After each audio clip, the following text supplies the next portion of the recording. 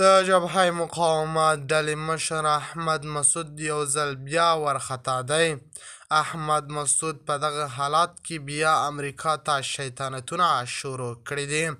احمد مسعود امریکا ته وایي که تاسو چین او ایران داسې پرېږدئ نو خپل باور به له لاسه ورکړئ او دغه کومه دوره چې تاسو اوس لرئ دا به هم په منځنۍ اسیا کې له لاسه ورکړئ. بیا به هیڅوک له تاسو څخه ویره نه کوي. احمد مسعود وایي چین او ایران غواړي چې له طالبانو سره خپلې اړیکې ښې کړي او طالبانو ته د یو ثبات عامل په سترګه ګوري او که دوی داسې کار وکړي نو تاسو به هیڅ هم نشئ. احمد مسعود وایي چین او ایران باید پرې نه ښودل شي چې طالبان لا پرمختګ ته وهڅوي.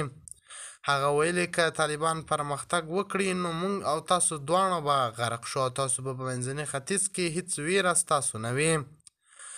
احمد مسعود وایي چین د یو پل په سترګه له طالبانو او ایران سره ګوري او خپلې اړیکې لا هم ښې کوي او د یو پرمختګ په لور روان دي. د خرابات ټي وي چینل درنو لیدونکو سلام، ستړي مه شئ، وخت مو بخیر. هیله لرم چې جوړ او روغ به یې. په سر کې یادونه کوم که خرابات ټي وي چینل مو نه وي سبسکرایب کړی په درنښت سره خرابات ټي وي چینل سبسکرایب کړئ.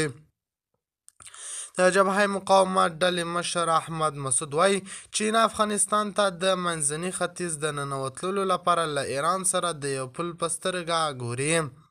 د افغان مشر احمد شاه مسعود زوی احمد مسعود د امریکا فارن پالیسي مجلې ته ویلي چین طالبانو ته د ثبات د یو عامل په سترګه ګوري او افغانستان هغه هیواد ګڼي چې له ایران سره ځمکني پل جوړوي. هغه زیاته کړه چین به دې باوري دی چې له افغانستان څخه له ایران سره د اړیکو له لارې کولی شي په منځني ختیځ کې خپل نفوذ وکاروي او امریکا ننګوي. امریکا به له خپل قدرت څخه په منځني ختیځ اسیا کې واچوي. د خرابات ټي وي چینل درنو لیدونکو دا و زموږ ته د مهال چمتو کړی خبر.